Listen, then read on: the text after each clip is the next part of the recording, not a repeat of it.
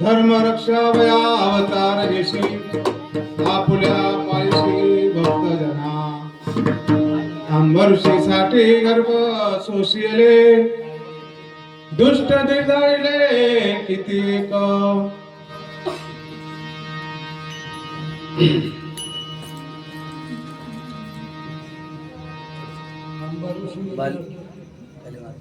आज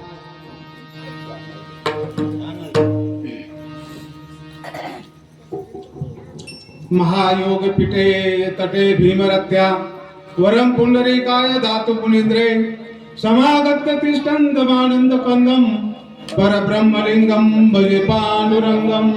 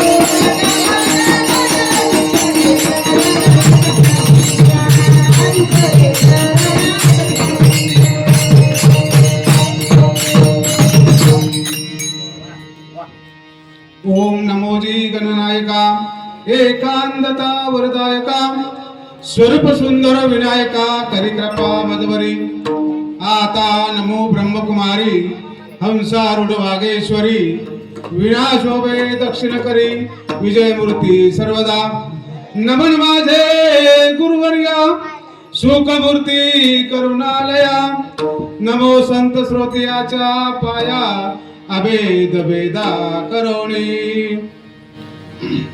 श्री गुरुचरण सरोज रज निज मन मुकुर सुधारी बरनव रघुबर विमल जसु जोदायक फलचारी विद्याहीन तनु जानिके सुमिरा पवन कुमार बल बुद्धि विद्या देव मोई हरहु गले शौचार सिया राम जय राम सिया राम जय जय राम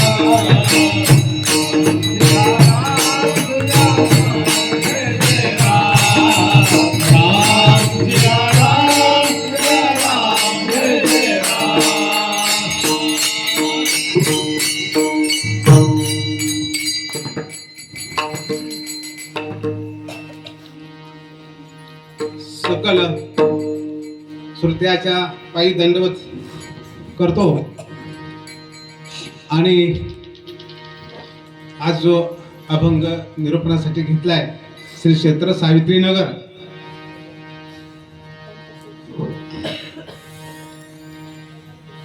धर्म रक्षावया अवतार घेसी आपुल्या पालिशी भक्त जना अंबऋषीसाठी गर्भ सोशियेले दुष्ट निदाळीले दैत्य दुष्ट निदाळे किती एक ते अंबऋषी ह्या भक्तासाठी अंबऋषी मोठा राजा होऊन गेला आणि त्या भक्तासाठी भगवंताने अनेक अवतार घेतले आणि जे दुष्ट आहेत त्यांचा नाश केला धर्माचं रक्षण आणि दुष्टाचं निर्दालन या कारणासाठी भगवंत अवतार घेतो धन्य तुझ कृपा सिंधू म्हणतील आपले वचन साच कर धन्य तुझ कृपा सिंधू म्हणेल आपले ते वचन साच करे आपलं वचन साच म्हणजे सत्य करतो सत्य तू विठ्ठला आपलं वचन साच करून दाखवतो कारण आपल्या भक्तासाठी येतो म्हणजे येतो तुका म्हणे तुझ वर्णिती पुराणे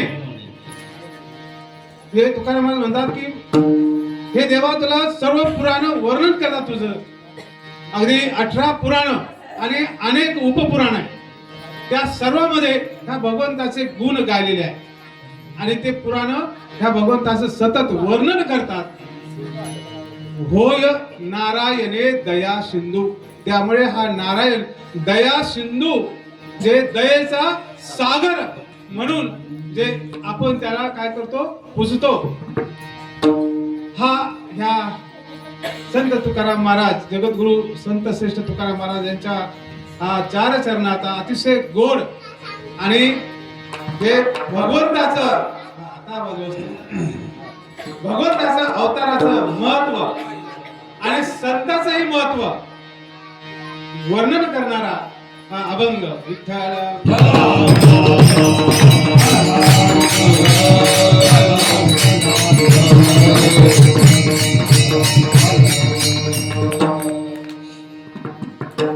सालाबाद प्रमाणे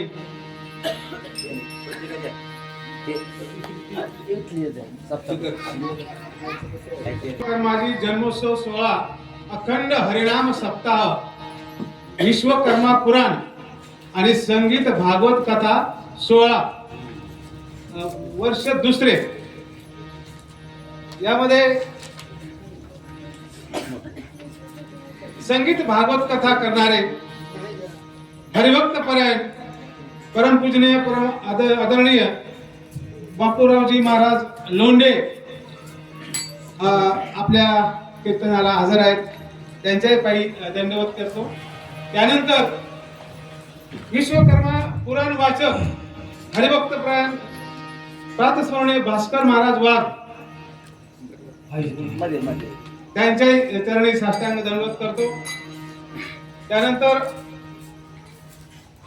मृदंगाचार्य जयदीप कृष्णा महाराज सोनवणे, अच्छा तोवर महाराज सचिन महाराज तिचे मृदंगाचार्य मृदंग मणी यांच्याही पायी दंडवत करतो. त्यानंतर गायनाचार्यामध्ये शिवाजी महाराज भाले, मुंजा भाऊ महामुले, दत्तू भाऊ व्यवहारे, विनोद भाऊ धने, विनोदजी कांचाळ, हरिभक्त राजू कांचाळ, हरिभक्त अशोक सांगळे या सर्वांच्या पायी दंडवत करतो. हे दुसरं वर्ष जे नियोजन करते आहेत हे विश्वकर्मा सेवा संस्थान समस्त रहिवासी सावित्रीनगर चिकलठाणा सर्वांच्या पायी सर्व माता भगिनींच्या पायी साष्टांग दंडवत करतो आणि आजच्या या कीर्तन सेवेला प्रारंभ करतो.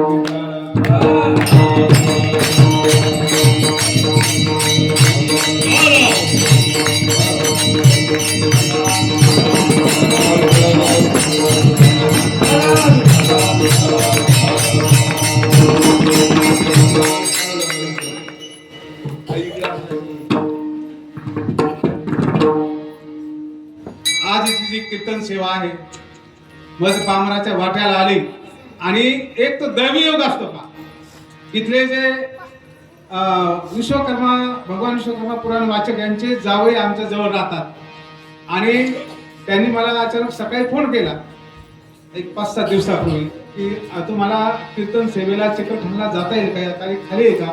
म्हणलं हो 2-3 तारखा खाली आहेत, त्या तारखेत असलं तर नक्कीच आहे. आणि मग मला त्यांचे जे वाघ महाराज जे आहेत हरिभक्त परायण त्यांनी फोन केला, पाहिलंच तर त्यांना तर त्यांनी मला फोन केला आणि ही जी तारीख आहे ही माझ्या वाट्याला आली आणि हा योगायोग नाही तर हा दैवी योग आहे, हा त्रिवेणी संगम आहे. माझे वडील आम्ही जरी मराठा असलो तरी सुतार आरेकसचं काम करायचे. आरेकस म्हणजे पूर्वी ह्या लाकडी मशीन नव्हत्या, मग त्यावेळेस काय होते या मशीन नव्हत्या लाकडं कापायच्या त्यावेळेस ते असं चौकोनी असायचे आणि ते मोठमोठ्या माड्या बांधायच्या ते आरेकस म्हणून प्रसिद्ध होते. आणि नवीनच लग्न झालं आमच्या वडिलांचं, ते एवढ्याला त्या मारवाड्यात तिथं गेले आणि तिथं काम सुरू झालं.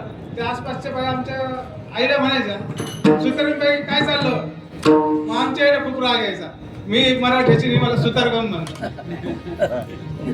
हा मी त्या भगवान विश्वकर्मा हे म्हणजे आजोबा समाज त्यांच्या छत्रच आहे, त्यांच्या तिथं बसलं ना त्यांच्या फोटोवर असं बसलं की आपण आजोबाच्या छत्रछायेत बसल्यासारखा भास होतो. म्हणजे आजोबाचं निमित्त हे आजोबा या नातवासाठी कीर्तन करतात. विठ्ठल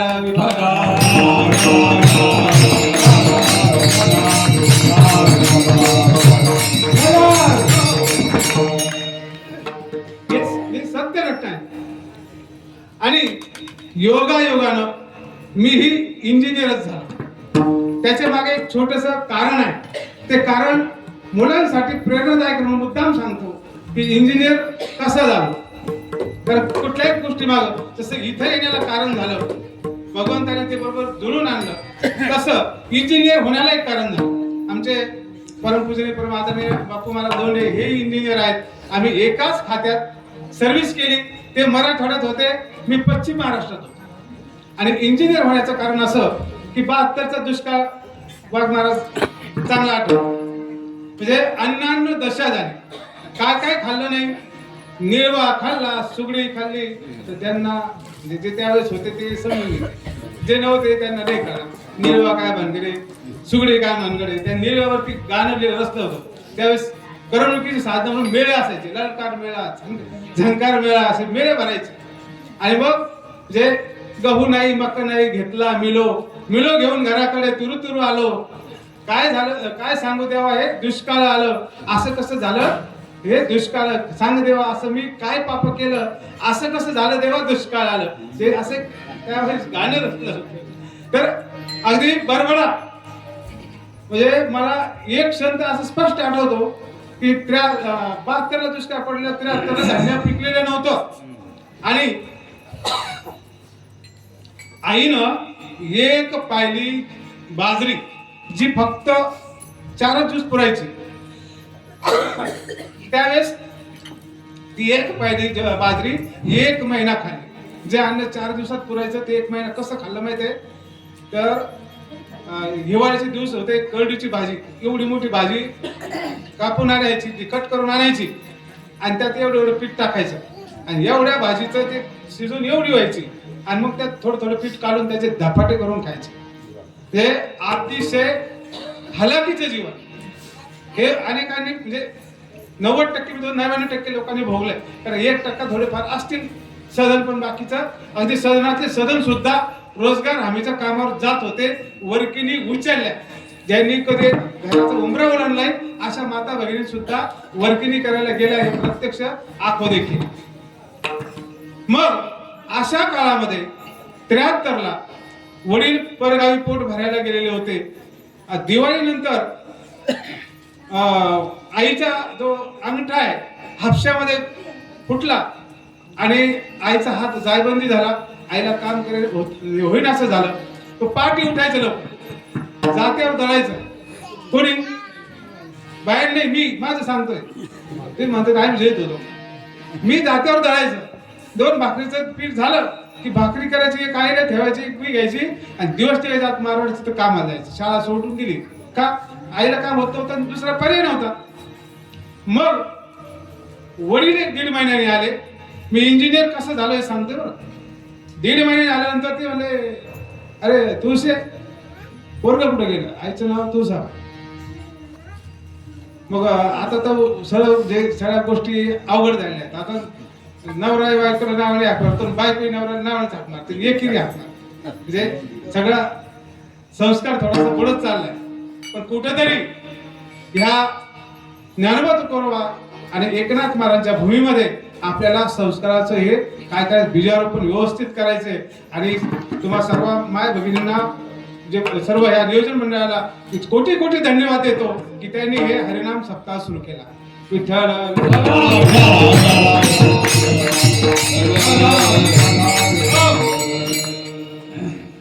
मग वडील आले, कुठे गेला मुलगा, कुठे गेला, शाळेत नाही गेला का. म्हणजे नाही. कुठे गेला, कामाला गेला मारवाडी. तिथं का म्हणजे माझ्या बोटाला लागलं, काम होत नाही, आम्ही काय खायचं. मग तो काम करतोय मी 1 महिन्यापासून. वडील काहीच बोलले नाही. उठले, त्या मारवाडीच्या घरी गेले. 9 वाजले होते सकाळचे. ते म्हणले, भाऊ तुम्ही शेतात चालले. मी हो. माझा मुलगा तुमच्या कामाला आहे. हो हो नाही एकनाथ भाऊ, तुमचा मुलगा माझ्या कामावर. म्हणजे त्याला काय करा, गेल्या गेल्या पाठवून द्या. विकासासाठी म्हणजे आता 11 वाजता शाळा आहे, त्याला शाळेत पाठवायचं. काय एकनाथ भाऊ तो काय आता शाळेत चांगला नेटवलाय कामाला, पोरं नेटवत नाही कामाला. तुमचा मुलगा चांगलं काम करतो. बाकीच्यांना मी 12 रोज देतो, तुमच्या मुलाला 1 रुपया रोज देतो. आणि तुम्ही त्याला शाळेतून काढून घेता, म्हणजे कामावून काढून घेता. तो काय शिकून साहेब होणार आहे का. ते म्हणजे माझा मुलगा साहेब होईल तर नाही, त्याला मला शाळेत पाठवायचे. तुम्ही गेल्या गेल्या त्याला पाठवून द्या. आजचा रोज देऊ नका, मला बाकीचं काहीच ऐकायचं नाही. ते आलं मारवाडी, काय इकडे म्हणे. गेलो, काय म्हणतो भाऊ, जाय म्हणतो तुझ्या बापाने गावात बोलव. म्हणलं माझा आज सर्वच बुडेल ना. त्या बापाला काही कमी नाही म्हणे, लय पैशावाला झाला तो, तुला शाळेत पाठवायचं म्हणतो, लय मोठं साहेब करायचंय तुला. आलो घरी, काय झालं कुठं तरी टोचलं की आपल्याला जर परिस्थिती झगडायचं असेल तर आता काय करावं लागणार आहे, साहेबच व्हावं लागणार आहे. आणि एक निमित्त माझ्या त्या इंजिनिअरिंगच्या दिशेला पहिलं पाऊल आहे. 5वी ते 6वी म्हणजे 6वी मला वाटतं 6वीचं वर्ष असेल त्यावेळेस मला ते टोचलं. आणि मी ज्यावेळेस इंजिनियर झालो त्या धोंदरगावला माझा सत्कार ठेवला. घटनाला आमची नाही इथलीच आहे, मी तुमच्यातलाच आहे. आम्हाला धोंदरगावला भटजीकर म्हणून ओळखतात. त्या धोंदरगावला रूपचंद शेठ मारवाड्याचे तिथे जे माझा सत्कार ठेवला शाळेमध्ये. तर मी म्हणलं माझा सत्कार ठेवला पण गुरुजी आमचे जे शेठ आहे ना रूपचंद शेठ त्यांना सत्काराला बोलवा माझ्या. तर ते गेलं कोणते त्यांना शिपाई गेला. आपल्या गावातला मुलगा मोठा साहेब झाला म्हणे आणि भाऊ तुम्हाला सत्काराला उपस्थित राहायला सांगितले आपल्या मुख्याध्यापकांनी. अरे ते एकनंच भाऊचं पोरं आहे का म्हणे. त्याने आता मला काय माझा म्हणजे बरं याच्यात अपमान करतो काय केलं. ते आले ते मला आपण कुठे काही शिवाय दिल्या. आल्यानंतर मी ज्यावेळेस माझ्या सत्काराला म्हणजे उत्तर देताना उभा राहिलो, मी म्हणलं माझं जे इंजिनिअरिंगचं पद आहे, मला जे काही यश मिळालं याचे खरे म्हणजे मालक, ह्या सत्काराचे खरे मालक, ह्या सत्काराची खरी म्हणजे जी काही प्रतिष्ठा आहे ही द्यायला पाहिजे रूपचंद शेठ यांना. त्यांचा खरा सत्कार व्हायला पाहिजे.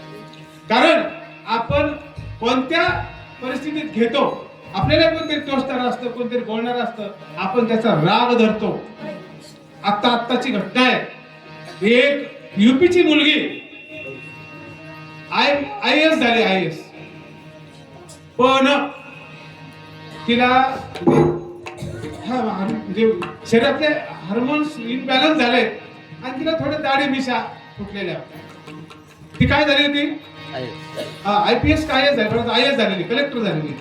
आणि कोणीतरी तिला ट्रोल केलं. कारण आता हा जो मोबाईल आलाय ना, हा मोबाईल शाप की वरदान, हा अतिशय शाप पण आहे आणि हाताला तर वरदान पण आहे. लक्षात. मग हा जो मोबाईल आहे त्याच्यावरती ट्रोल केलं कोणतरी. महाराष्ट्राचाच मुलगा होता. कारण आपली म्हणजे आपण श्रेष्ठ तेवढेच आहे आणि ही नाही तेवढेच आहे महाराष्ट्रात. त्याने तिला ट्रोल केलं आणि मग तिला कोणतरी प्रश्न विचारला. ती म्हणले ताई तुम्हाला असं तुम्ही का म्हणजे हिन लेखलं, तुमच्या ह्या व्यंगाला ट्रोल केलं, याचं तुम्हाला काय वाटतं. ते म्हणजे मी खूप भाग्यशाली आहे की त्याने मला ट्रोल केलंय, त्यामुळं मी पूर्ण भारतात प्रसिद्ध झाले. आज अशी अवस्था आहे, कुणाला अपमान पचत नाही, मुलं आत्महत्या करतात. जे आमच्या काळी चित्रपट पाहायला जायचो आम्ही कॉलेजच्या याच्यामध्ये मित्राच्या बरोबर जायचो. केव्हा जायचो, अर्धा पिक्चर संपल्यावर ते पडद्यावर केल्यावर महाराज पडद्यावर केलं जायचं. आता ते वय होतं तेव्हा तशी अवस्था होती, व्यवस्था तशी होती. अर्धा पिक्चर पाहायचा बिन पैशाचा. आता त्या पिक्चर पाहायला अमिताभ बच्चनचा दिवार म्हणजे आताची मुलं आपल्याला म्हणजे काय म्हणजे कोणाला मानतात तर चित्रपट अभिनेते. त्यानंतर कोणी पुढारी यांना काय करतात, आपल्या त्यांना आपलं मानतात. आम्ही त्यावेळेस तसं केलं की अमिताभ बच्चन आहे ना, ते बेल बॉटम घालायचे आणि खाली पॅन्ट केलं ते खाली चेन असायची खाली. जे घरच्यांना ती पॅन्ट द्यायची म्हणलं ना, ती पॅन्ट धुत ते खूप लागायची ती चेन, खाली चेन होती खाली अशी. बेल बॉटम पाहिजे आहे की नाही माहिती. बेल बॉटम, हा बेल बॉटम. तर अमिताभ बच्चन त्या दिवार चित्रपटामध्ये हा म्हणजे विलन असतो आणि त्याचा सक्का भाऊ, ज्याचं पात्र म्हणतो शशी कपूर कोणतरी असं कोणतरी केलं, मला नाव नाही आठवत कारण ते पिक्चर पाहिले सोडून गेले तेव्हाच, पण थोडंसं आठवतं. काय सांगायचं मला ऐकून घ्या, महत्वाचा मुद्दा आहे. तर तो काय म्हणतो की मी पैसे कमव, मेरे पास गाडी आहे, मेरे पास बंगला आहे, कोण काय ते 2 नंबर केलेलं होतं आणि खूप काही कमवलं होतं. कोणी? अमिताभ बच्चन. आणि भावाला काय सांगत होता? मेरे पास ये सब है. तो इन्स्पेक्टर होता आणि ज्या पुलाखाली ताटातूट झाली होती त्याच पुलाखाली त्यांची भेट झाली.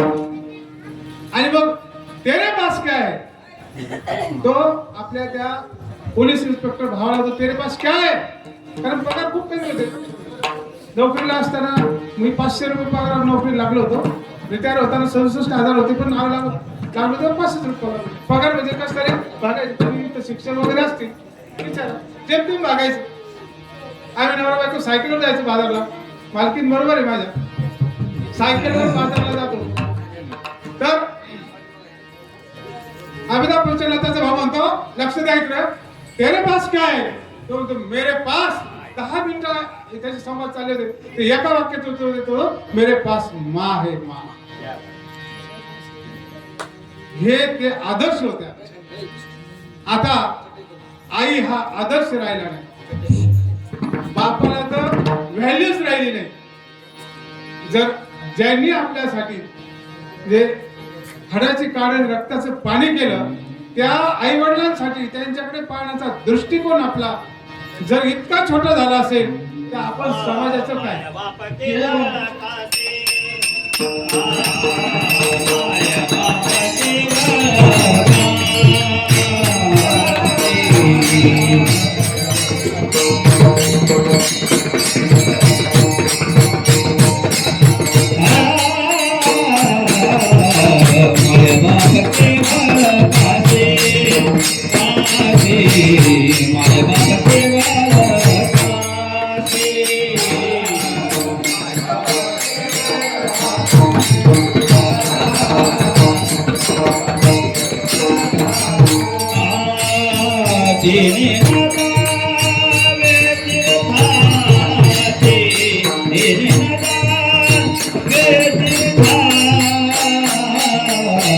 कुंडली के काय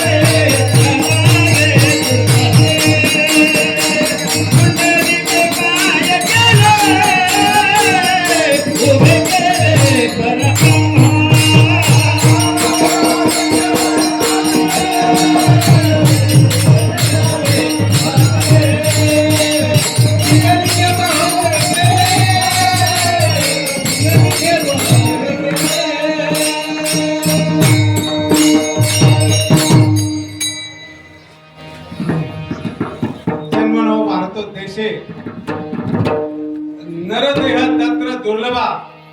भगवंताला एक स्वप्न पडलं, भगवंताची इच्छा झाली की काय, इथं कुठंच काय नव्हतं. भगवंताची इच्छा झाली आणि या जगाची उत्पत्ती झाली. उत्पत्तीचा सिद्धांत सायन्स मध्ये थोडा वेगळा आहे आणि पण दोन्हीचा मिलाप आहे बरोबर. सायन्स मध्ये काय आहे तर 2 तारे, ग्रह आणि तारे. काय सांगते दावीत कोणी आहे की 8वी 9वी? ग्रह आणि तारेत काय फरक आहे? ग्रह आणि तारे काही फरक माहिती? भरपूर काही फरक आहे, पण एक फरक सांगतो. ग्रह हे परप्रकाशित आहे आणि तारे हे स्वयंप्रकाशित आहे. सूर्य सुद्धा काय हा एक तारा आहे. सूर्यासारखा दुसरा एक तारा त्या सूर्याजवळ गेला आणि सूर्याच्या म्हणजे काही भागात सूर्य हा जे वायूचा बनलेला आहे पूर्णपणे आणि हा तारा आहे वायूचा. दोन्ही वायूने काय झालं एकमेकाला ओढलं आणि काही भाग ओढला गेला, असं शेपटी सारखा ओढला गेला आणि त्याचे पुंचके झाले, 10-11 पुंचके झाले आणि त्या 10 पुंचके नंतर थंड होत गेले आणि त्याचे 10 ग्रह तयार झाले. पूर्वी 9 होते पण आता आणखी एक मिळाला. सर्वांनी बसून घ्या व्यवस्थित. काही नवर जागा असेल तर वर जागा द्या. निर्माण झाले आणि सूर्य हा हायड्रोजनचा गोळा आहे. काय आहे? हायड्रोजन हा वायूचा गोळा. आणि मग हे सगळं जे पृथ्वी त्यातलीच आहे. पृथ्वी सुद्धा काय होता अगोदर? हायड्रोजनच होता. आणि जे पिरियडिक टेबल मध्ये हायड्रोजनचं स्थान प्रथम. बोल नका. पिरियडिक टेबल मध्ये प्रथम स्थान आहे. म्हणजे हायड्रोजन हा प्रथम आहे, म्हणजेच तो ईश्वर आहे. आपण सूर्यनारायण काय म्हणतो? भगवान सूर्यनारायण म्हणतो. आणि आपला जो धर्मग्रंथ आहे, कोणता आहे धर्मग्रंथ आपला? माळकरी कोण कोण आहे? माळकरी खाली बसलेले पैकी कोण कोण माळकरी? आपला धर्मग्रंथ कोणता आहे? माळ तर घातली, धर्मग्रंथ पाहिजे. आज काही भगवद्गीता, गीता, हा? गीता, हा गीता. गीता. तुम्ही मला मिस कॉल दिली का? कॉल दिला होता. हबीब नावाचा दिला त्याचा. तुमचा वा.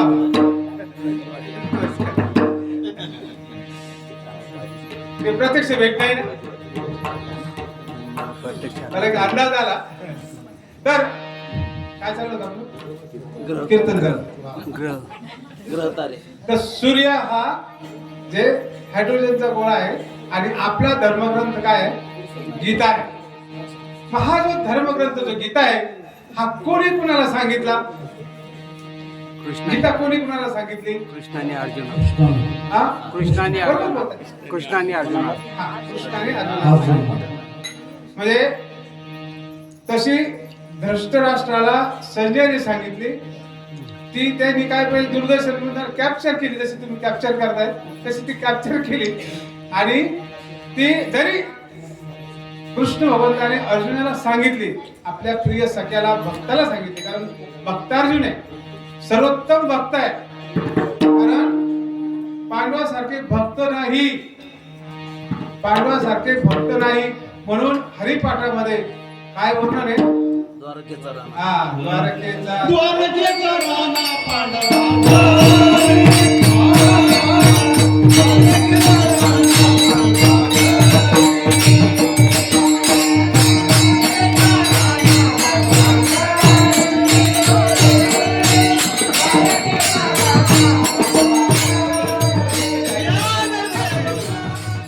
मग द्वारकेचा राणा पांडवा घरी. भगवंत त्या पांडवा घरी काय करतायत? राहतायत. भगवंत राहणं साधी गोष्ट आहे का? असामान्य घटना आहे ती. जे जपी तपी संन्यासी हिमालयात जाऊन हजारो वर्ष तप करतात, त्यांच्या स्वप्नात येत नाही. आणि ते पांडवाच्या घरी काय काय कामं केलेली आहेत. अगदी त्यांच्या यज्ञामध्ये म्हणजे शेवटचं जे काम आहे पत्तरवाला उचलण्याचं, ते काम माझ्या भगवंताने करावं, हे लक्षात घ्या. इथे सुद्धा जे असे म्हणजे भगवंताचं कार्य करणारे, कारण इथे जो स्वच्छता दिसते, इथे जी काही दिव्यता दिसते, भव्यता दिसते, ते जे काही कार्य कोणी करत असतील त्यांच्या पायी साष्टांग होते. कारण ते भगवान कृष्णाचे काय करतायत? ते कार्य करतात. साधी घटना नाही. तर हा जो गीता ग्रंथ आहे, जगातला सर्वोत्तम धर्म, जगातला सर्वोत्तम ग्रंथ असा ग्रंथ नाही. कारण माऊली म्हणतात गीतेच्या ज्ञानेश्वरीच्या 13व्या अध्यायातली 330वी ओळ, जे आपुले सर्वस्व द्याल, मग जे आपुले सर्वस्व द्याल मग येते सोडून न्याल, हा ग्रंथ नोव्हे बोल साचची हे. मी तुम्हाला शक्तीवर सांगतो. कोण म्हणतो? माऊली म्हणतात. आता माऊली शपथ खातात म्हणजे काय?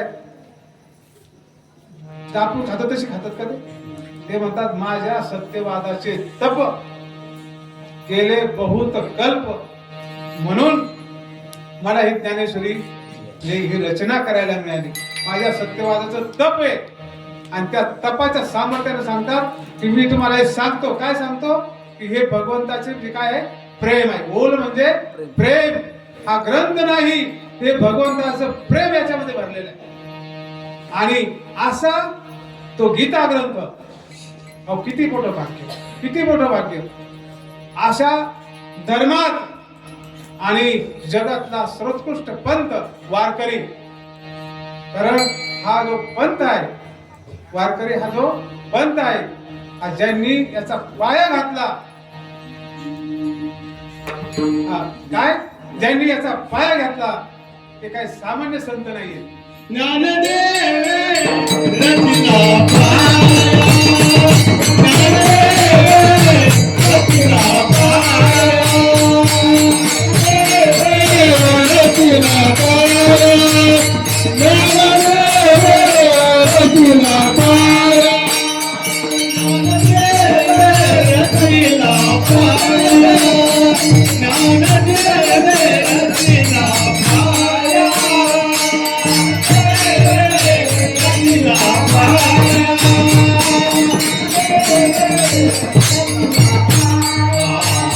उभारले देवराया, उभारले देवराया, उभारले देवराया. ज्ञानदेव रचना पाया, ज्ञानदेव रचना पाया. उभारले देवराया, उभारले देवराया, उभारले देवराया.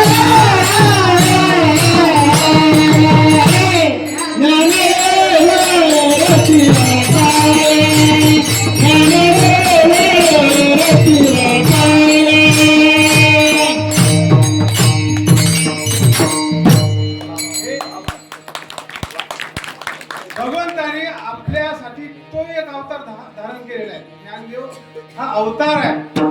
अवतार केव्हा कळतो? झाल्यानंतर कळतो, अगोदर कळत नाही. ते आपल्या ज्यावेळेस वावरत असतात, कारण ही माणसं जी वावरतात, आपल्या सुद्धा अवतार असू शकतो. छत्रपती शिवाजी महाराज सुद्धा एक अवतारच होते. कारण जे दीपू लाविजे, मागील कोणता निरीजे. जर दीपाने दीप लावला आणि अनेक दीप लावल्यानंतर पहिला कोणता लावला हे लक्षात येत नाही. तसं म्हणजे भगवान कृष्ण म्हणतात, ते जसं लक्षात येत नाही तेव्हा तो जो व्यक्ती आहे, तो देव, तो मी कोण माहित नाही. म्हणून आपण विश्वकर्मा भगवान, कारण यांनी काय केलं, हा दिव्य ज्ञानाचा प्रसार केलेला आहे. ते आपले आजोबा आहे.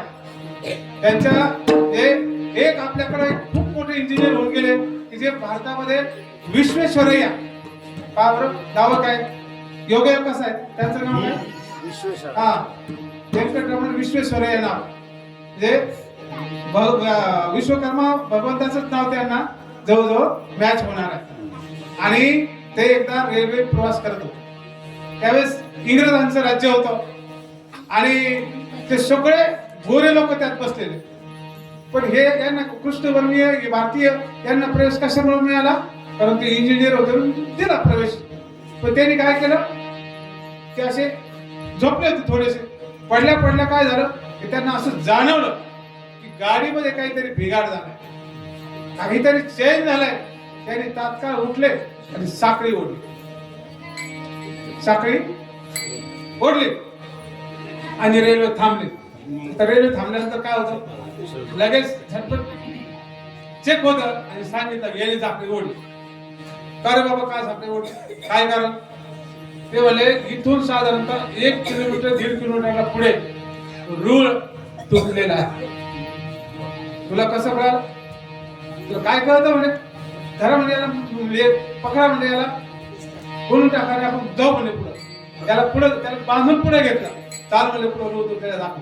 आणि बरोबर 1 किलोमीटरच्या आसपास गेल्यानंतर रूळ पूर्ण तुटून दिशा बदललेली होती रुळाची. आणि मग त्या गोऱ्या अधिकाऱ्यांना त्यांच्या ज्ञानाची महती कळाली. कारण त्यांच्याविषयी आम्ही एक वाक्य आवर्जून सांगत असतो इंग्लिश मधून की टू मोटिवेट. ते वाक्य भगवान विश्वेश्वराला 100% लागू होतं. To motivate everyone. एव्हरीवन म्हणले, पंचासूत्र नाही म्हणले, एव्हरीवन म्हणले. To motivate everyone to realize and recognize their inner potential. भगवान जे विश्वकर्माची जर कृपा झाली तर ते आपलं काय होतंय, हे आपली एनर्जी बाहेर निघते, आपलं दिव्यत्व भव्यत्व बाहेर त्यांच्या आशीर्वादामुळे निघतं. आम्ही इंजिनियर झालो म्हणजे हे काही सहजासहजी नाही झालो. कृपा होती. भगवान विश्वेश्वर म्हणजे विश्वकर्मा भगवंताची काय होती आमच्यावर सुद्धा कृपा होती. काहीतरी हा योगायोग आहे. इथं हे कीर्तन ह्या ठिकाणी मिळावं. विश्वकर्मा भगवंतावरती पहिल्याच वेळेस कीर्तन करतोय आणि तो योगायोग कसा मी तुम्हाला कल्पना दिली कसा योगायोग येतो. मी इंजिनियर, माझे वडील आरेकस, त्यांना सुतार म्हणायचे. आता हे आमच्या तात्याने मामाच लागतात. गावात सुद्धा म्हणजे भटजीते विचारलं, धोदरावते विचारलं तर बरोबर सांगते हो त्याला सुतारच म्हणायचे. कारण ते कर्म ते करत होते. म्हणजे गुणकर्म आपल्या गुणकर्मानुसार. आता सर्वश्रेष्ठ जगातले ऋषी कोण आहेत? ज्यांनी जे भगवंताला आपण जसं लिहिलं तसं वर्तायला लावलं. हा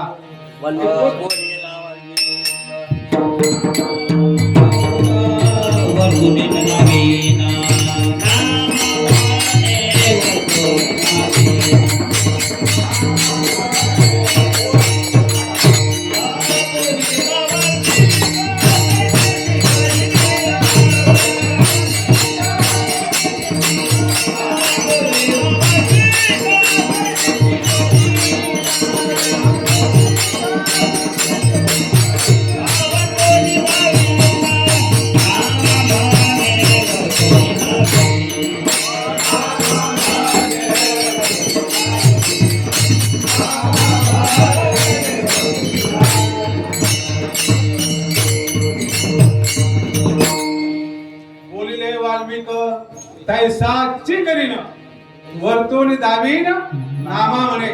मी तसंच करीन. किती प्रेम आहे भगवंताचं.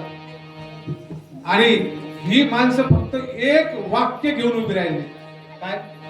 एक वाक्य. हे माऊलीने पायर असताना एकच वाक्य घेतलं होतं फक्त. काय म्हणलं होतं? अवघाची संसार सुखाचा करीन. अवघाची संसार सुखाचा करीन. अवघाची संसार सुखाचा करीन.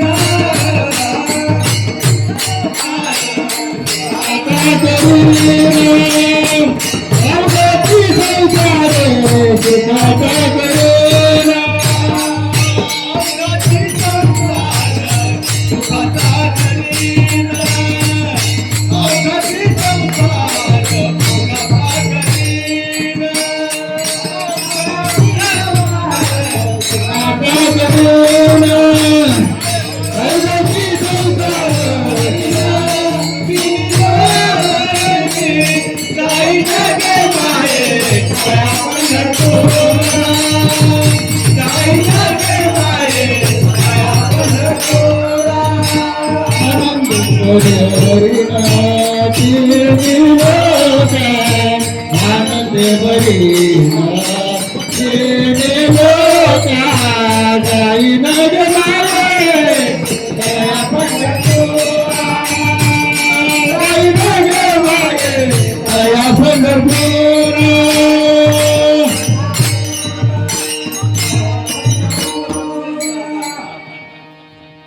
अवघाची संसार सुखाचा करीन. आणि माऊलीनं अवघाची संसार सुखाचा केला. कारण त्याच कारण सांगतो. आनंदीची घटना आहे. कसा सुखाचा केला.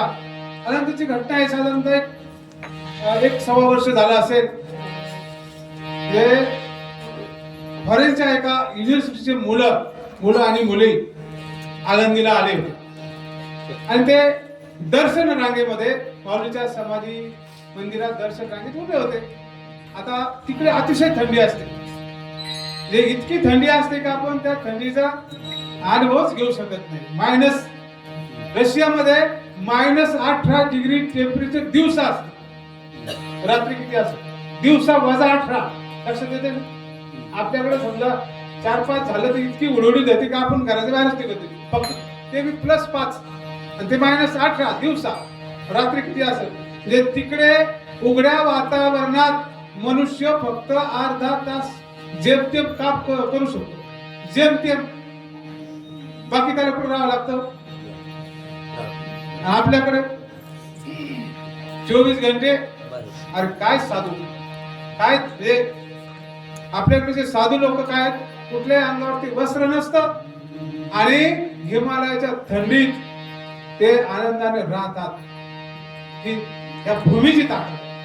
ती भूमी सामान्य नाही. इथली जी माती आहे ना, त्या मातीचं महत्व, त्या मातीचं महत्व इतकं मोठं आहे. जगातली सर्वोत्तम माती आणि जगातली सर्वोत्तम माता या देशामध्ये. सर्वोत्तम माती आणि सर्वोत्तम माता. तीन सजावत देश को सती संत और शूर. तीन लजावत देश को कायर कपटी और क्रूर. त्या देशाला तीन सजवतात ते सती. आपलं कुठं परम भाग्य आहे की माता सतीचं मंदिर शेजारी. सती माता शेजारी दाक्षायणी देवी. दाक्षायणी म्हणजे सती माता. तीन सजावत देश को सती संत और शूर. तीन लजावत देश को कायर कपटी और क्रूर. हा, तर हे तीन सजावतात आणि तीन लाजवतात. आपल्याला कोणत्या रांगेत यायचं आपण ठरवायचं. कारण शूर म्हणजे जे आज तिथे बॉर्डर होती डोळ्यात तेल घालून उभे आहेत आणि ही जी मंडळी आहे ही आपण एकत्र येतो आणि हा आनंद उत्सव सर्वांना वाटतो. हा आनंद उत्सव आहे. हे 7 दिवस म्हणजे असामान्य आहे. ही तुमची जी संकल्पना आहे, हा जो हरिनाम सप्ताह आहे असामान्य आहे. हे 7 दिवस आहे ना, मंथन असतं. मंथन, मनाचं मंथन असतं. मन का मंथन आहे. काय होते 7 दिवस माहिती का की देव दानवांमध्ये युद्ध झालं आणि देवही म्हणजे काय हरले आणि हे दोईजर झाले राक्षस. मग देव काय म्हणले, आता आपल्याला कोण वाचू शकतो? भगवान विष्णू. हे विष्णू आपले भगवान वाचू शकतात. ते त्यांच्याकडे गेले म्हणजे आम्हाला काय करावं आता, हे तर वर्षण झाले, आता काय केलं पाहिजे? ते म्हणले तुम्ही आता काय करा, तुम्हाला जर काही पाहिजे असेल तर काय करा, मंथन करा. समुद्र मंथन. कथा झाली का मला? समुद्र मंथनाची कथा काय झाली? तर समुद्र मंथन करा. मग त्यातून काय होईल? समुद्राचं मंथन केल्यानंतर, कारण समुद्राला रत्नाकर नाव. काय नाव आहे? रत्नाकर. हा, तिथे रत्न मिळतील तुम्हाला. रत्न आणि एक असं रत्न मिळेल त्यामध्ये ते अमृत रत्न मिळेल आणि ते अमृत काय तुम्ही घ्या आणि मग त्याला हरवा आणि मग एक एक रत्न बाहेर येते. म्हणजे मग हे जे 7 दिवस आहे हे देव आणि दानवांचं इथे समुद्र मंथन चालू आहे. 7 दिवस महाराज भले महाराज काय चालू आहे? मंथन चालू आहे. समुद्र मंथन करतो आपण. हे समुद्र मंथन म्हणजे मन मंथन आहे. मनाचं मंथन आहे. आणि या मंथनातून, कारण पूर्वी राक्षस आणि मानव एका देशात राहायचे, राक्षस दुसऱ्या देशात राहायचे. त्रेतायुग महाराज. राक्षस एका देशात, देव दुसऱ्या देशात. नंतर राक्षस आणि देव एका घरात आले. पांडव आणि कौरव एका काळात एका कुटुंबात आले. आता राक्षस कलियुगात काय झालं, ते एका देहात आले. देहात, लक्षात घ्या, कुठे आले? देहात आले. आणि मग जे to be or not to be, हे करू का ते करू, करू की नको करू. आता आपली अशी अवस्था आहे, आपण काय करतो की एकत्र आलो तर तिसऱ्याच धुणं धुतो. म्हणजे माता भगिनी नाही, माता भगिनी कधी एकत्र जर आल्या तर त्या म्हणजे देवावरच चर्चा करतात. सांगितलं 2 जर माता एकत्र आल्या तर त्या म्हणजे सगळ्या काही देवावरती चर्चा करतात असं मी ऐकलंय. तर असे जर एकत्र जर आलो तर आपण काय करतो, हा याच त्याच म्हणजे इतकं व्यंगात्मक आपण ना जे अशी नावं दिले होते की भगवान विश्वकर्माजी त्यांच्या जे संत होऊन गेले 2, त्यांनी काय केलं, देवाचं नाव नाही ठेवलं. दोघं भाऊ होते, हा जलोजी आणि मळोजी. कारण काही म्हणलं तरी देवाचा अपमान होणार नाही.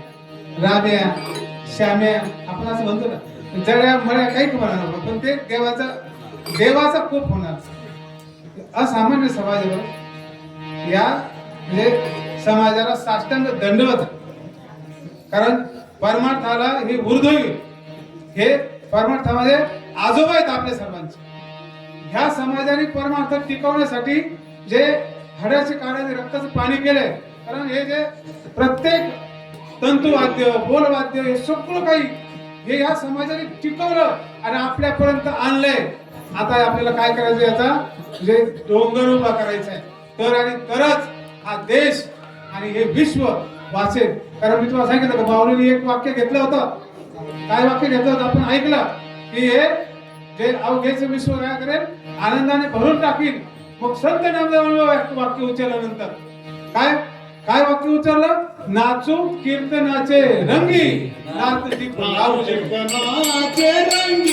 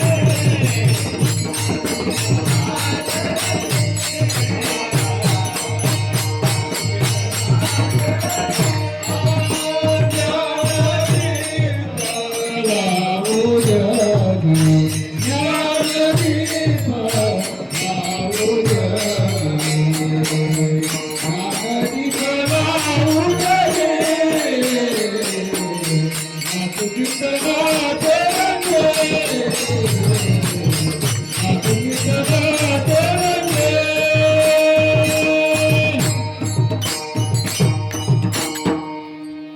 त्यांनी पंढरपूर ते घुमान पुरं आयुष्य काय केलं, कीर्तनच केली. कीर्तन आणि नाचू कीर्तनाचे रंगीत ते नाचले, आपल्या सर्वांना घेऊन नाचले.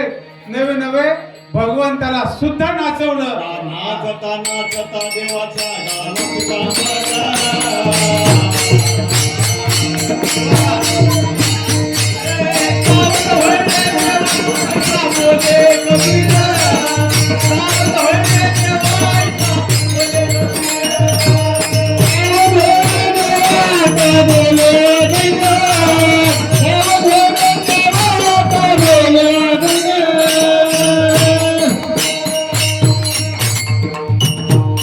हे भगवंताचे अवतार चालू करा.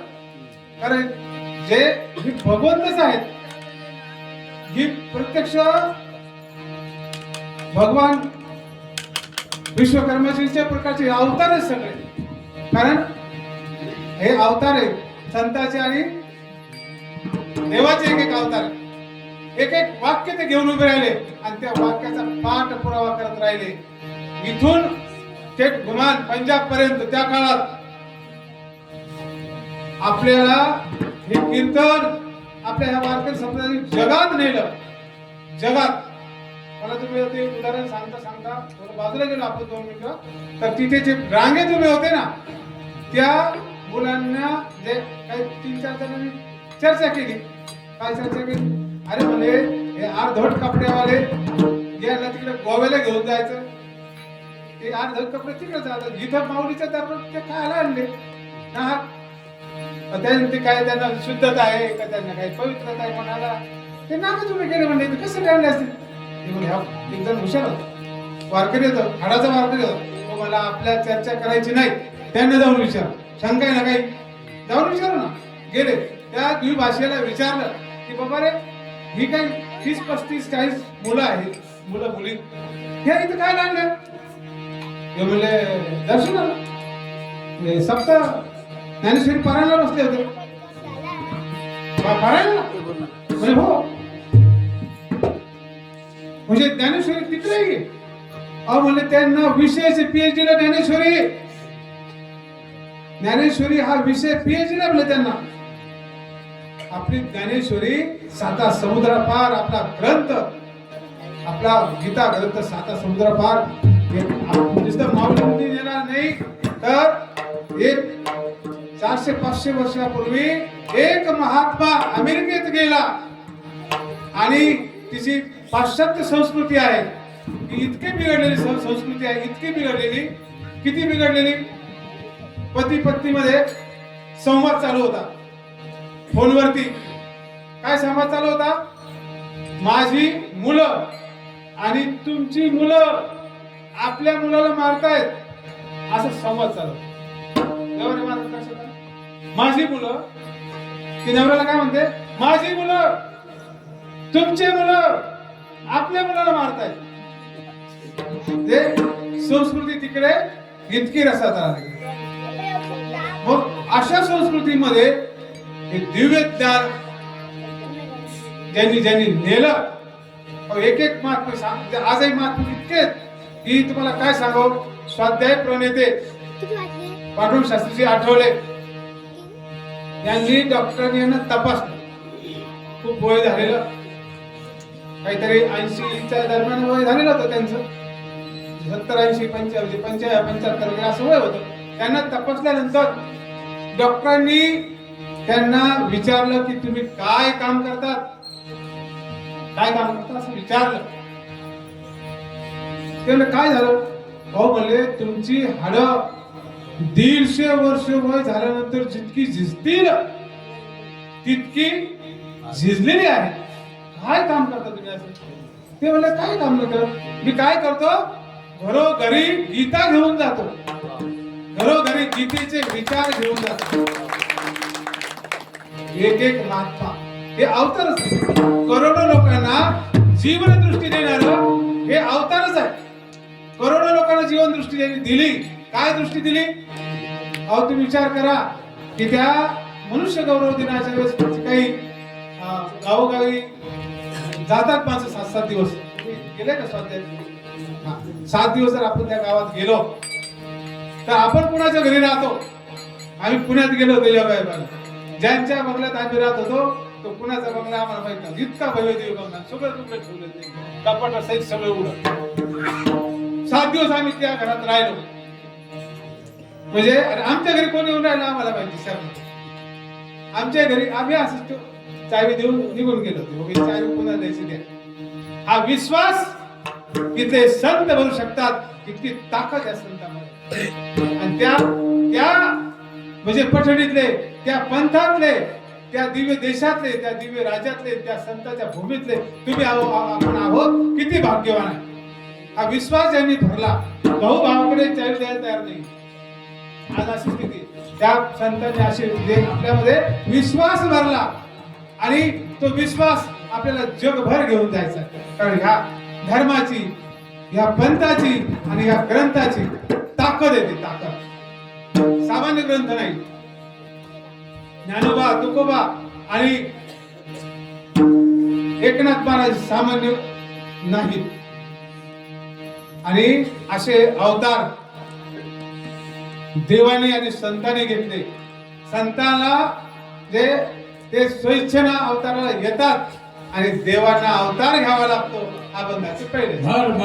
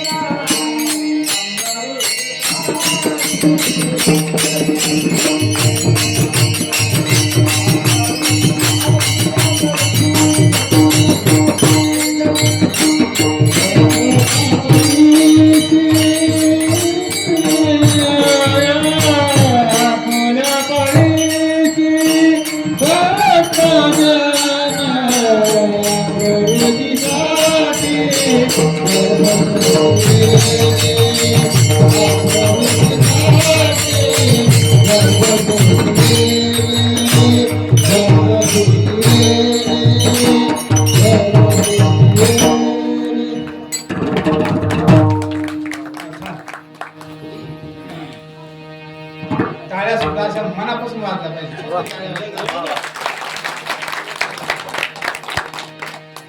अंबऋषी साठी गर्भ सुशी येते. हा? महाराजांचे वडील बाले महाराज.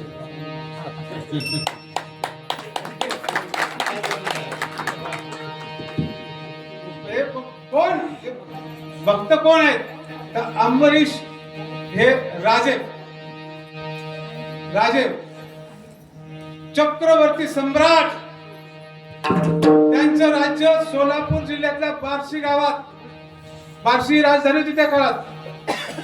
अंबरीश राजाच्या काळात ती राजधानी होती आणि त्यांनी एकादशीचं व्रत ते करायचं. एकादशीचं व्रत करताना काही त्यांचे नियम होते. दशमीला एक भुक्त, दशमीला एकदा जेवायचं.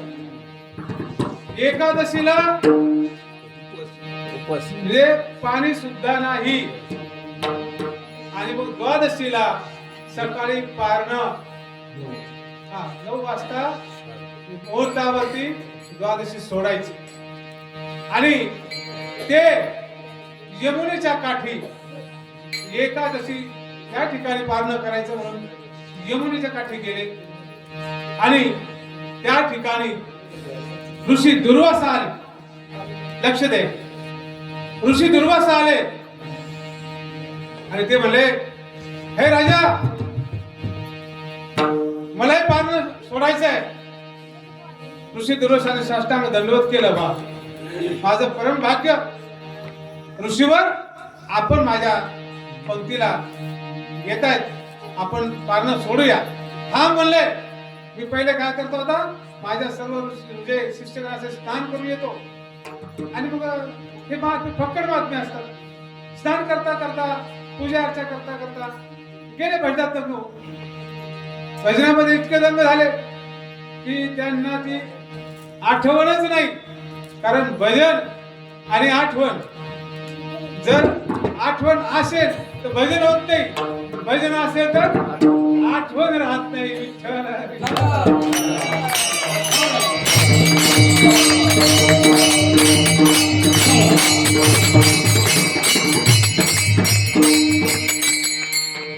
आणि बघ ते भानावर आले. अरे आपण तर राजाला शब्द दिलाय, इकडे अंबरीश राजा परेशान, मुहूर्त टळून चाललाय. त्यांनी त्यांचे जे कुलगुरू होते त्या कुलगुरूंना विचारलं, काय करावं, माझा तर वेळ टळून चालला, ऋषीवर अजून येत नाही, काही पर्याय काय. तुझ्यासाठीच कीर्तन आहे.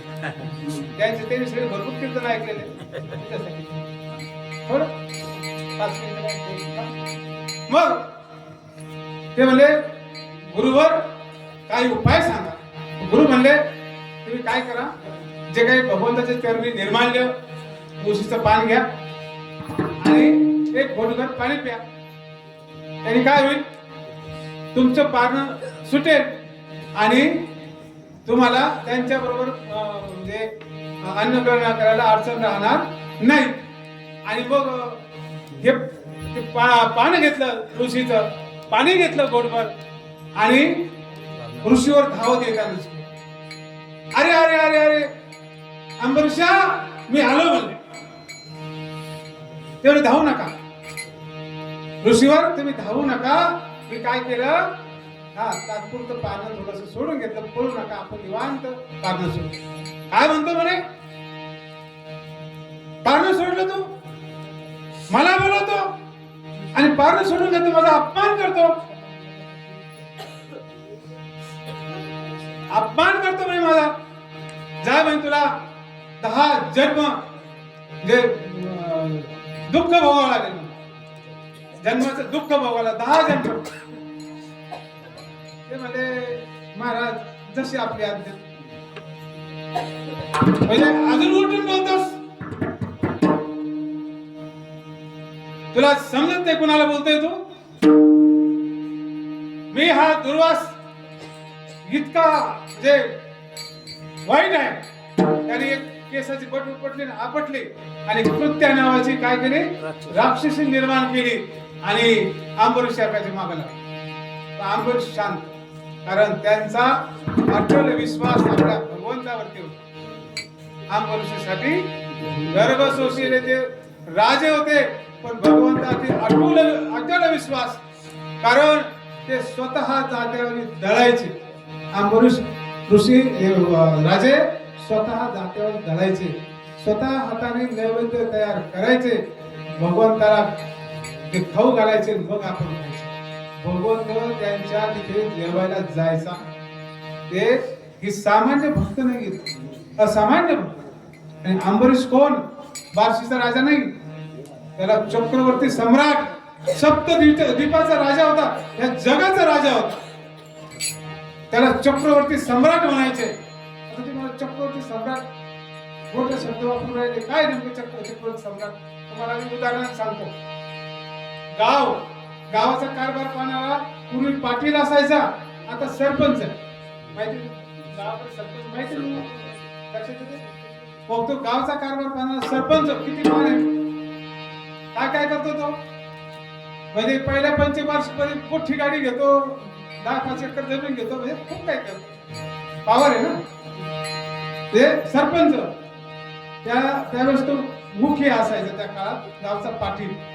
10 गावचा कारभार पाहणाऱ्याला मुखिया म्हणायचं, मुखिया. आणि त्याला आता आपण हवालदार म्हणू.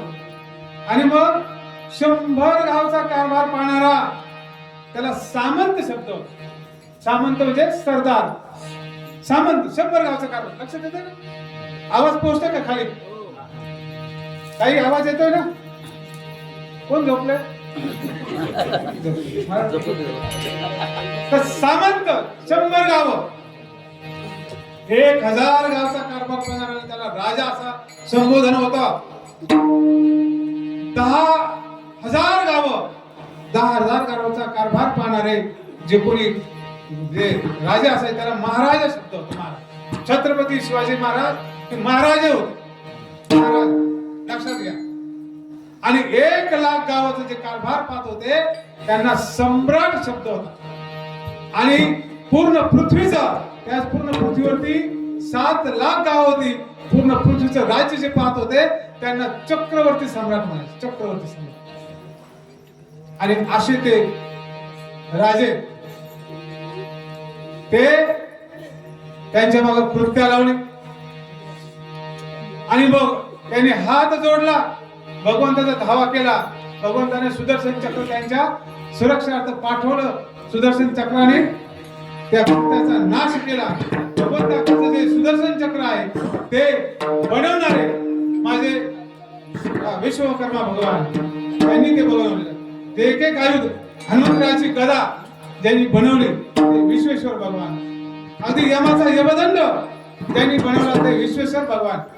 त्यांनी काय काय कलाविष्कार केले, जगाची सुंदरता जी दिव्यता भरली, त्या सर्व तर जे मूळ कारण आहे विश्वेश्वर भगवान. विश्वेश्वर भगवान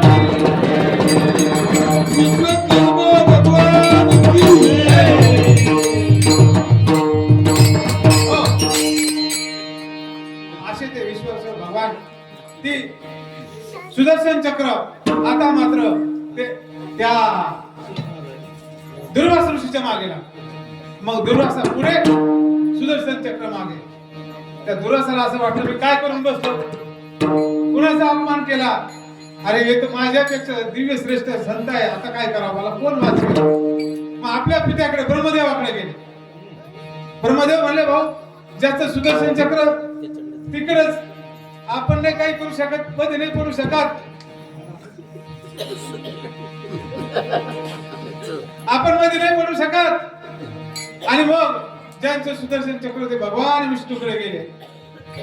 ते म्हणले घरचं कुत्र पिसाळ आहे, हे कुत्रे म्हणले माझं सुदर्शन चक्र ते पिसाळ आहे, आणि त्याचं पिसाळ ते काय करेल, मालकालाच धरील. म्हणले मला चावल, मी तुला नाही वाचू शकत, मग काय करावं लागेल. ज्यांनी ज्याच्यामुळे सुदर्शन चक्र माग लागलं त्याच्या शरणात जावं लागलं. आणि मग जे जीवाच्या आकांतानं पळतायत कोण, दुर्वासा पळतायत आणि अंबरीश राजाला साष्टांग दंडवत घालतायत, मला वाचवा राजे, मला वाचवा. ते म्हणजे असं नका म्हणू, असं नका म्हणू, तुम्ही माझे आराध्य आहात, तुम्ही ऋषी आहात. आणि त्यांनी त्या सुदर्शन चक्राला काय केलं, विनंती केली आणि त्यांना शांत केलं. असे म्हणजे भगवान त्यांच्यासाठी अवतार घेतात, त्यांच्यासाठी असे संत त्याही काळात होते. हे अभंगाच्या दुसऱ्या चरणात. अंबरुषी साथी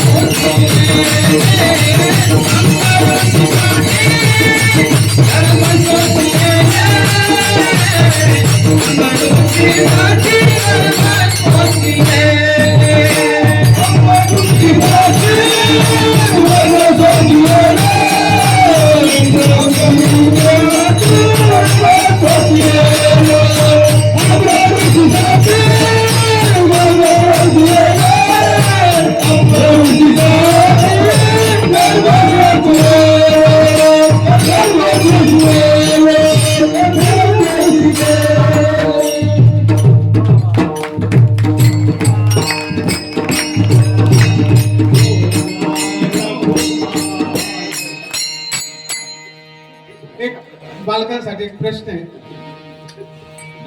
कितीला बाल? हा? सातवीला आहे. कंपास बॉक्स वापरतो, कंपास पेटी आहे का तुला? त्यामध्ये स्केल पट्टी आहे ना? किती मीटरची आहे? 15 मीटरची. तू कितीला आहे? 8वीला आहे. किती मीटरची आहे? मीटर मध्ये विचारलं तर मीटर मध्ये सांग.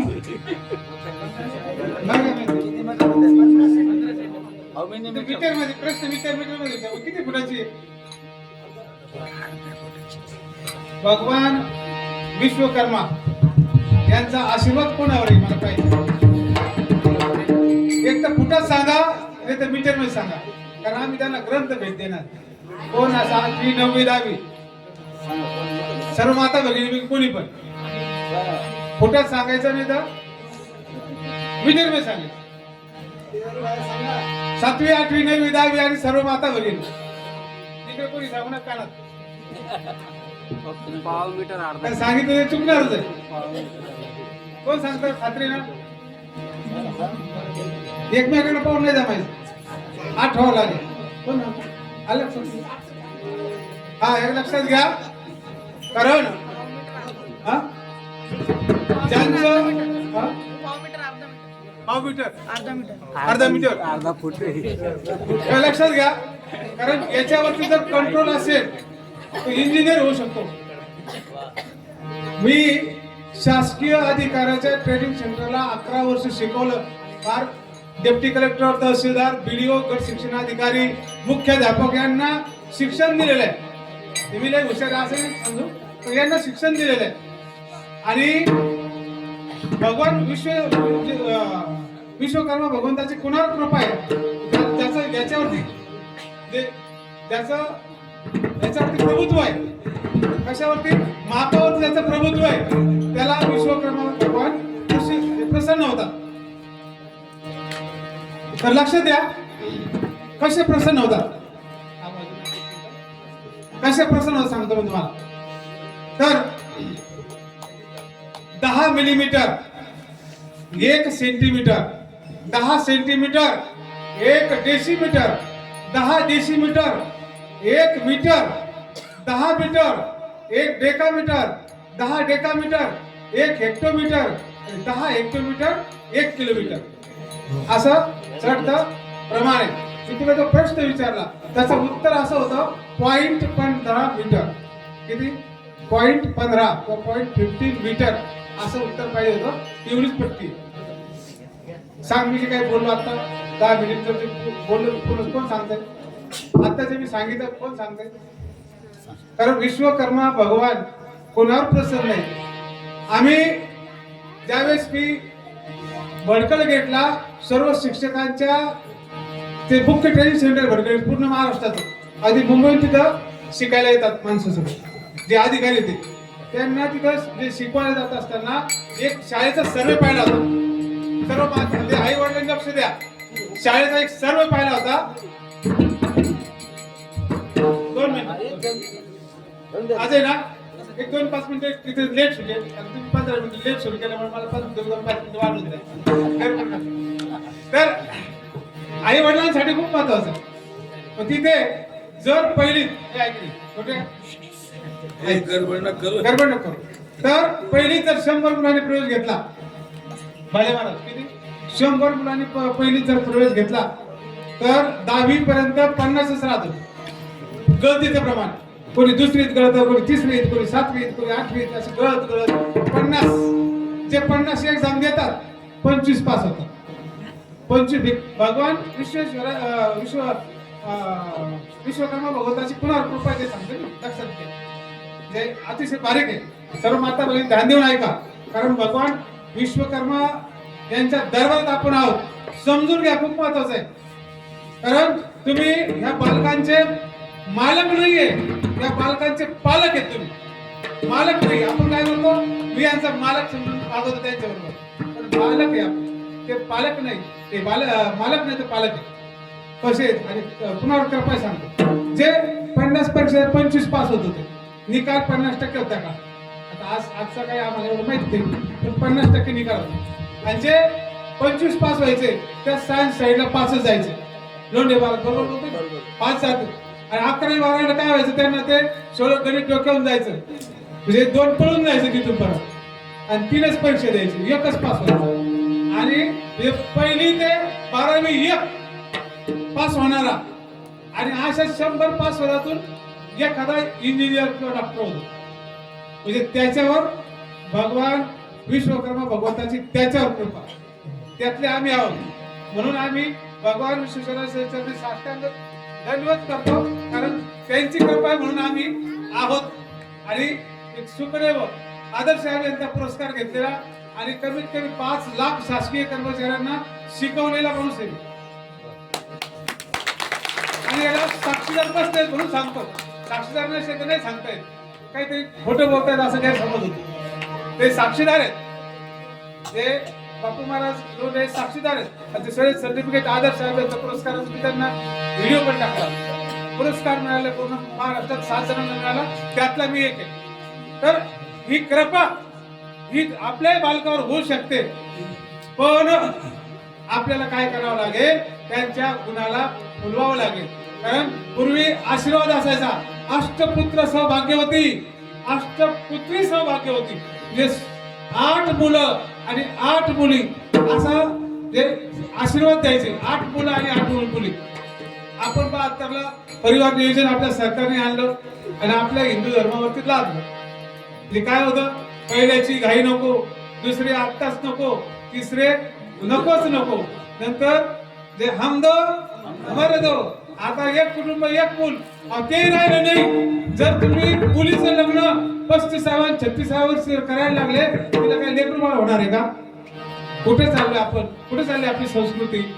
तर आपल्याला ही संस्कृती फक्त हाच पंथ आणि हाच धर्मग्रंथ वाचू शकतात. अष्टपुत्रच का, सप्तपुत्र का नाही, षटपुत्र का नाही, दशपुत्र का नाही, 8च का? कारण हे भगवान विश्वेश्वर म्हणजे विश्वकर्मा भगवंताने 8 गुण सांगितलेले. त्या 8 गुणांचे अधिपती जे 8 गुण विकसित. आपलं लेकरू कोणत्या गुणावरती विकसित होतंय? तो भाषा प्रभू आहे की भाषा तज्ञ आहे, कवित्व करणारा आहे, नेमका काय आहे? आणि मग त्या गुणाला फुलून द्यायचं. हे तर म्हणजे कोर्टात भांडण, वकील आहेत कोणी, एक काशी केस लागली मध्य प्रदेशमध्ये, कोर्टात भांडण, पती पत्नी कोर्टात. काय, माझ्या मुलाला, आई म्हणते माझ्या मुलाला डॉक्टर करायचं आणि बाप म्हणतो माझ्या मुलाला इंजिनियर करायचं. दोघांचं भांडण कोर्टात. आता साक्षी पुरावे सगळं सुरू झालं आणि कोर्टाला निकाल द्यायचंय. कोर्टाला दोन्हीकडचे साक्षी पुरावे तपासले झाले. ते म्हणले की ज्याला इंजिनियर करायचंय किंवा डॉक्टर करायचंय त्याला काय व्हायचं आपण त्याला विचारू ना, त्याला आणा म्हणले. ते म्हणतो अजून झालाच नाही, अजून तो याचं भांडण. म्हणजे आज 40% डिवोर्स होत आहेत. आणि आपला तो धर्म सांगतो पतीची या मता अनुसरवणी पतिव्रता आणि सतीमाता. सतीमातेची परीक्षा सांगतो आणि माझं कीर्तन संपवतो. विठोबा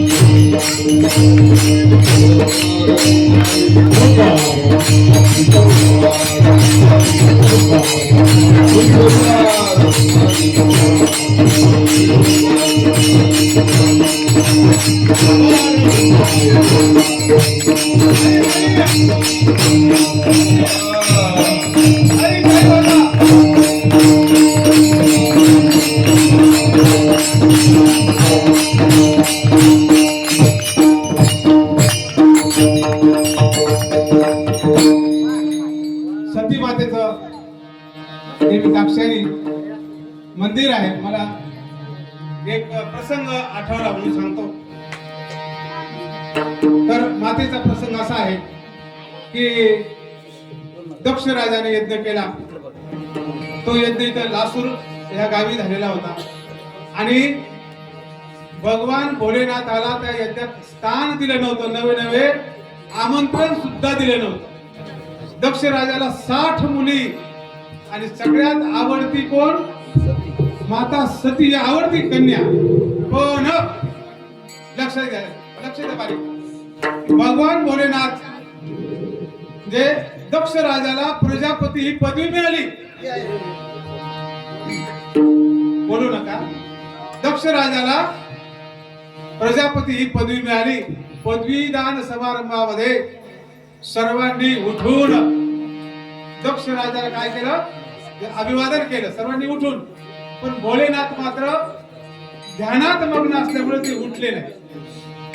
आणि दक्ष राजाचा असा गैरसमज झाला की माझ्या जावई आहे ना, ज्याला माझ्याविषयी काय आहे, मनात राग आहे किंवा मनामध्ये काय आहे, म्हणून तसं काही नव्हतं. ते ध्यानस्थ बसले होते.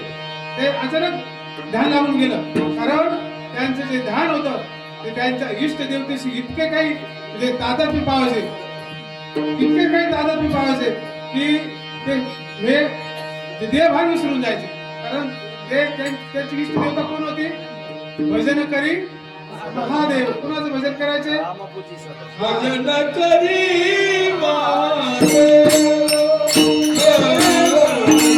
भजन करी महादेव, भजन करी महादेव, भजन करी महादेव.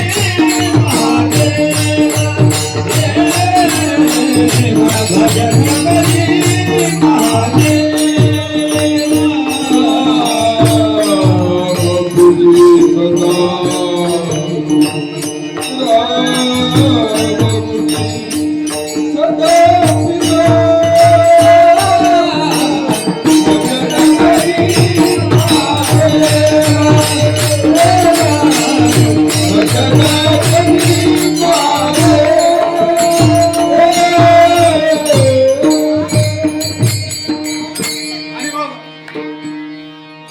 त्या ठिकाणी दक्ष राजाने यज्ञ जो केला तर खास महादेवाचा अपमान करायसाठी केला. येता अवकाश सती माता त्या म्हणजे मला तर नाही म्हणले जाऊ नको, कारण तिथं आमंत्रण नाही, तिथं जाणं योग्य नाही. पण माता म्हणाली की माझ्या बापाच्या घरी, कारण 3 ठिकाणी जायला हरकत नाही, माझ्या बापाच्या घरी जायला मला हरकत नाही. तुम्ही तुम्हाला नाही निमंत्रण नका येऊ, पण माझ्या बापाच्या घरी जायचे, गुरुच्या घरी, वडिलांच्या घरी. आणि इथं आमंत्रणाची गरज नाही. आमंत्रण असेल तर यायचंच, पण आमंत्रण असेल तर यायचं, पण आमंत्रण नसेल तर यायचंच.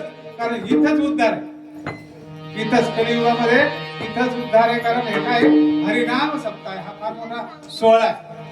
आणि बघ सती माता गेल्या, सती मातेचा तिथं कोणी तिच्याकडे पाहिना आणि आपल्या पापाने आपला अपमान केला. आपल्याला अपमान केला तर तिला काहीच वाटलं नाही. पती भले माझ्या पती परमेश्वराविषयी अपशब्द उच्चारले.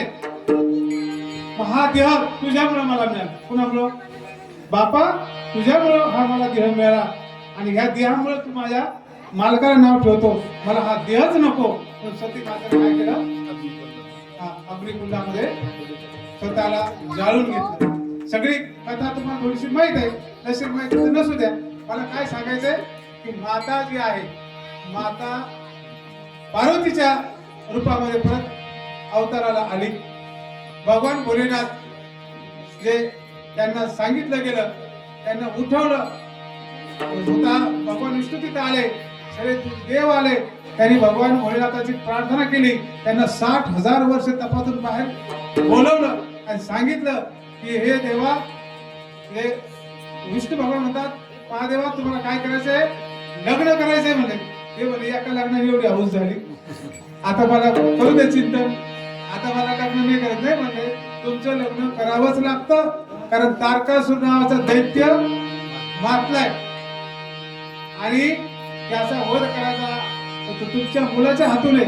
त्यासाठी तुमचं लग्न करावं लागेल. म्हणजे आता मला कोण पोरगी देणार, तुझी मुलगी तयार आहे काय, आम्ही नारदाला पाठवलंय. नारदानी लगेच तिकडून होकारे आणला. मग ते भोलेनाथाचे देव गण म्हणायला लागले, शिवगण, की देवा तुमचे आराध्य.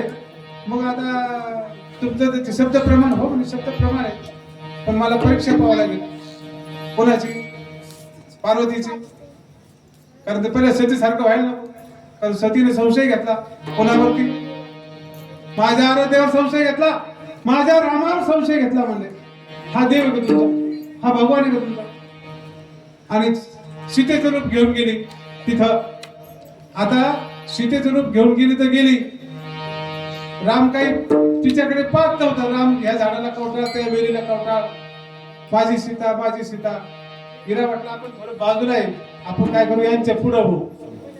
मुद्दा लक्षात द्या, पुढं होऊ, रामाच्या पुढं होऊ, म्हणजे मी सीता हे लक्षात येईल त्यांच्या. रामाच्या पुढे झाली, समोरून आली. आता अनुचर, अनुचर म्हणजे काय, माग चालणे. आणि सीता पुढे झाली. सीता म्हणजे पार्वती सती माता सीता झाल्या ना, पुढे झाली. तेव्हाच जे लक्षात येतं, लक्षात घ्या, म्हणजे पत्नीने पुढे राहायला पाहिजे, मागे राहिलं पाहिजे परमेश्वराच्या. ती पुढे झाली, तिने तिथं चुकलं. आणि ते म्हणले, हे माते तुम्ही इथे एकट्या कशा, आमचे भोलेनाथ कुठे? त्या एकदम त्यांचं म्हणजे गलित गात्र झाल्या. अरे बाप्पा, आता ओळखलं हे भगवान, खरंच भगवान आहे. आपलं विराट गुंडाला लगेच देवा पुढे हजर. काय झालं सती? काय नाही झालं. ते आराध्य बरोबर म्हणले, म्हणजे मग जिचं माझ्या मालकावर संशय आहे, जिचं माझ्या मालकावर संशय आहे, तिला मी परत चेक करेल.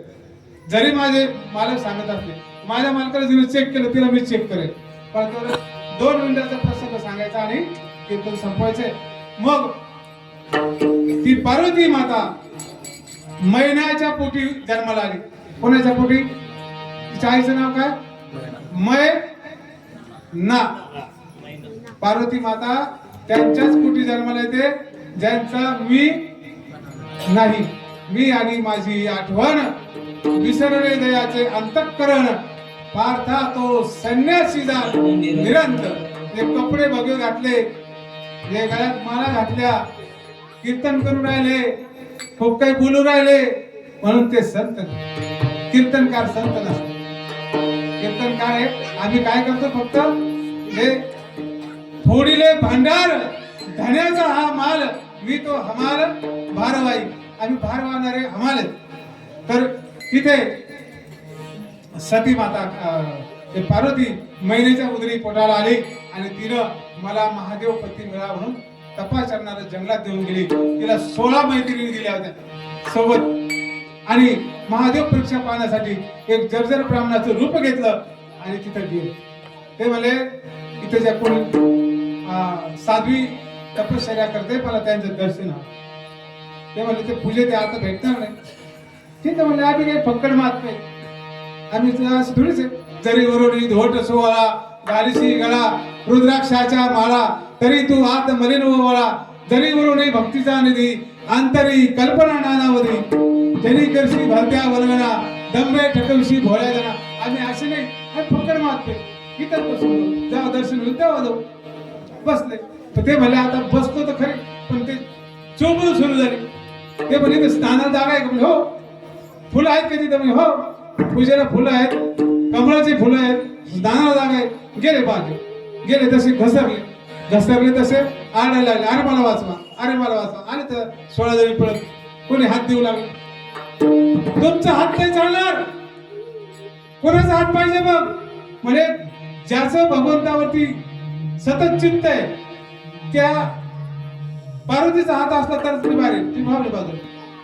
मग त्या गेल्या पळत म्हणजे कुणीतरी ब्राह्मण तुमच्या दर्शनाला आलाय आणि तो काय करतोय, तो पाण्यात बुडून राहिला म्हणले, आणि तुमच्याच हातांवर यायचं म्हणतो म्हणले.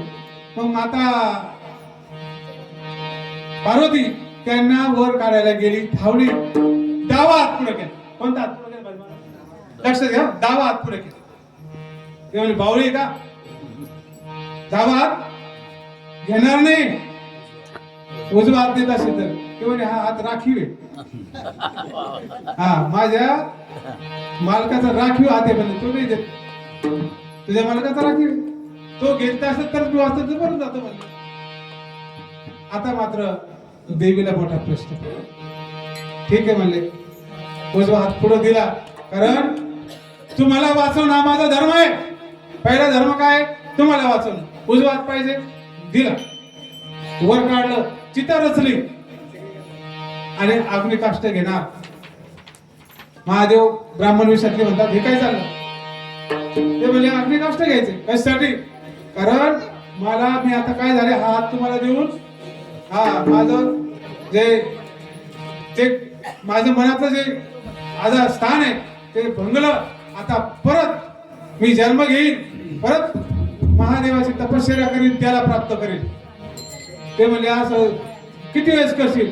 म्हणजे 1 कोटी जन्म जरी घ्यावे लागले तरी तोच पती करीन. अशा मातेच्या प्रांगणात आपण आहात, ही तोच पती करीन. लक्षात घ्या, किती तोच.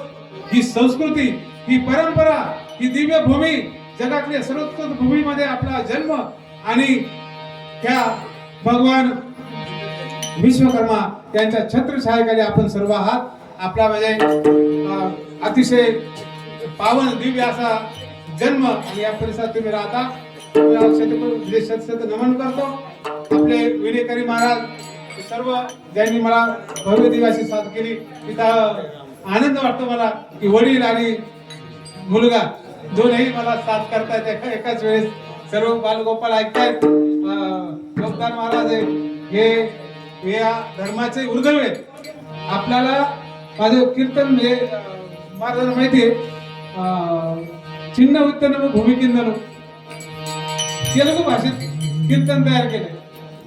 इकडे गुजरात मध्ये कीर्तन झाले. तर अनेक भाषामध्ये कीर्तन करतोय. फक्त मला साथ पाहिजे असते. साथ मिळाली की मग कीर्तन बरोबर फुलवतो आणि ते तुम्हाला घेऊन जायचं. त्यांनी घुमानपर्यंत नेलं. त्यांचे वंशज आपण जगाच्या त्या म्हणजे पूर्ण टोकावरती आपल्याला हे कीर्तन घेऊन जायचंय आणि हा ज्ञानदीप पूर्ण जगभर फुलवायचा आहे. सर्वांना साष्टांग दंडवत करतो. वाघ महाराजांना साष्टांग दंडवत करतो. आपले भागवत कथाकार जे आमचे परम आदरणीय पुजारी असे महाराजांना वंदन करतो. सर्व माता भगिनी, सर्व पुरुषांना साष्टांग दंडवत करतो आणि माझा हे कीर्तन पुष्प इथे संपवतो. विठ्ठल ज्ञानेश्वर माऊली